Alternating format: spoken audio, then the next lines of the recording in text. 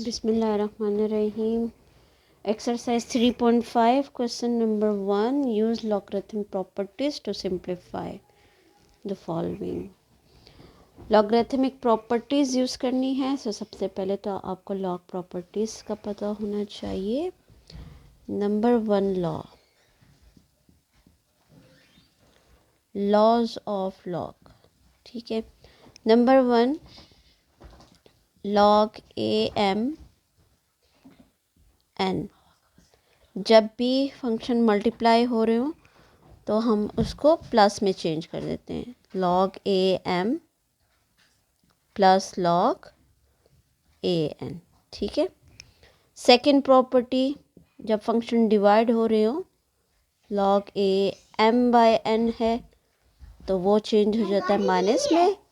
Log A M minus log A N means जब multiplication होगी तो प्लस में चेंज कर देंगे, जब फंक्शन डिवाइड हो रहे होंगे तो माइनस में चेंज कर देंगे।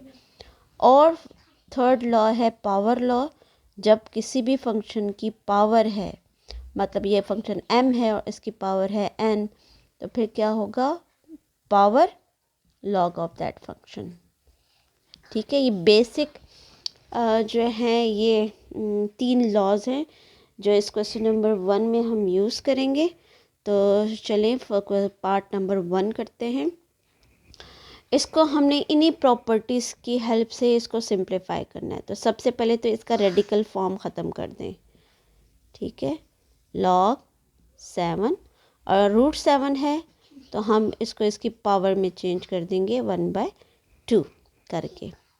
अब इसमें हम प्रॉपर्टी यूज़ करें तो देखिए फंक्शन की पावर है तो थर्ड लॉ यूज़ होगा कि अगर किसी भी फंक्शन की पावर हो तो पहले पावर लिखते हैं then log of that function. तो अब यहाँ इसकी क्या है? पावर आ जाएगी 1/2 then log of 7 into function 7। अच्छा, अब यहाँ आप देखें ये जो है जब भी आपके पास बेस 7 है और उसकी का जी जो है पावर वो भी वैल्यूज़ फंक्शन भी 7 हो, मतलब सेम हो बेस और उसके फंक्शन, तो that will be equal to 1। जिस तरह ये देखिए हमारे पास log 10 with function 1 is equal to 1 होता है। log की बेस 10 है और उसका फंक्शन भी 10 है तो that will be equal to 1। तो जब यहाँ भी ये यहाँ बेस सेम हो और उसकी वैल्यूज फंक्शन भी सेम हो तो हम उसको 1 की इक्वल ले लेते हैं। तो 1/2 और इसकी जगह 1 लिख लें तो मीन्स आंसर 1/2 आ जाता है।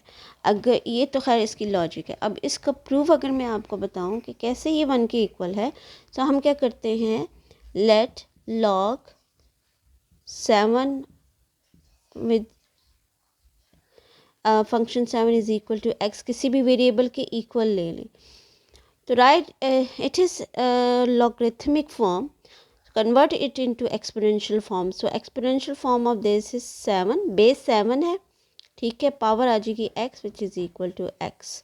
तो as base are equal, so then we take the power, so x is equal to 1, so means के x की वैल्यू जो है वो 1 है। सही। तो हमने x को किसके इक्वल लिया था? x को इस पूरे वैल्यूज़ के इक्वल लिया था, तो मीन्स के x is equal to 1 means कि ये पूरी वैल्यू 1 के इक्वल है।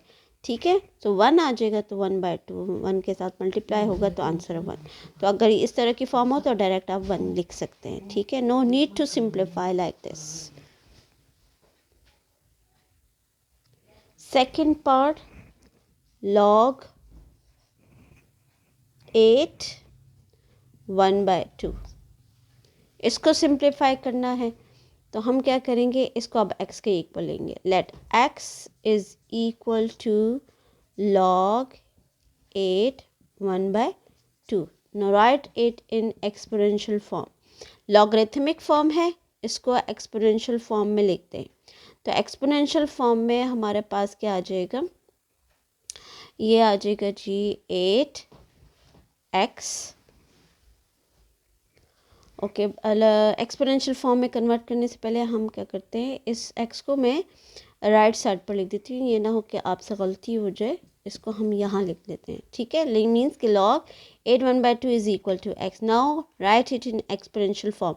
तो इसकी exponential form 8x is equal to 1/2, जैसे कि मैंने प्रीवियस वीडियो में आपको बताया हुआ था।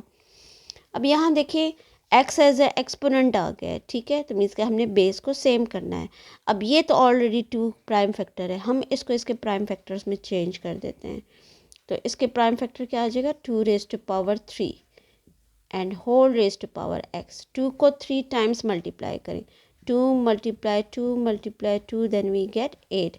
2 2 ज़ा 4, 4 2 ज़ा 8। तो मीन्स को 2⁻³ हमें 8 देता है, और ये बाहर है पावर इसकी। ओके, यहाँ हम डिनोमिनेटर में 2 है, इसकी डिनोमिनेटर में है पॉजिटिव। न्यूमिनेटर में जब शिफ्ट करेंगे तो इसकी पावर हो जाएगी -1। ओके, इस एक्सपोनेंट को इसके साथ मल्टीप्लाई कर दे। बेस और एक्सपोनेंट के लॉज है कि पावर के साथ मल्टीप्लाई हो जाती है। तो ये आ जाएगा 3x which is equal to 2⁻⁻1। As base are same and equal, so then we take the exponent where 3x is equal to -1. So as we are going to find the values of x, so divide 3 on both side। 3 को both side divide कर दें, so x is equal to -1/3। so ये यहाँ आके इसका answer जो है वो कंप्लीट हो जाता है।